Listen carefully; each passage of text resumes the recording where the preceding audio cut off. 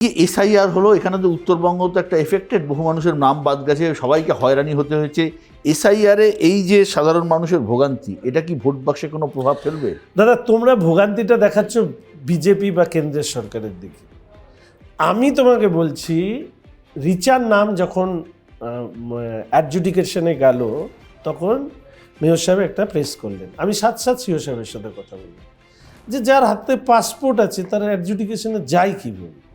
হ্যাঁ, আমার স্ট্রেইট প্রশ্ন ছিল। পরবর্তীকালে উনি আমার বলার কিছুক্ষণ পর এসিআই একটা টুইট করে যে ইয়ারোকে শোকজ করা হচ্ছে। যদি পুরো প্রসেসটার মধ্যে তুমি ঢোকো, তাহলে তুমি দেখবে এখানে একটা গুরুত্বপূর্ণ ভূমিকা আছে বিএলও, এআরও। এরা ডিসপোজ অফ করে এনুমারেশন ফর্ম।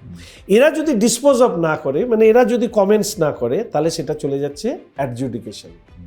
এবার কাগজপত্র সব জমা দিয়েছে, কিন্তু এআরও সাহেব ওটাকে ডিসপোজ অফ করেনি। ফলে দায়ীকে আমি আবার বলছি, তোমার চ্যানেলে আমি ওপেন ডিবেটে যেতে চাই যে আজকে যা ভোগান্তি হয়েছে এসআইআর, তার জন্য দায়ী এই রাজ্যের সরকারি কর্মচারীরা, যারা তৃণমূলের অনুগত।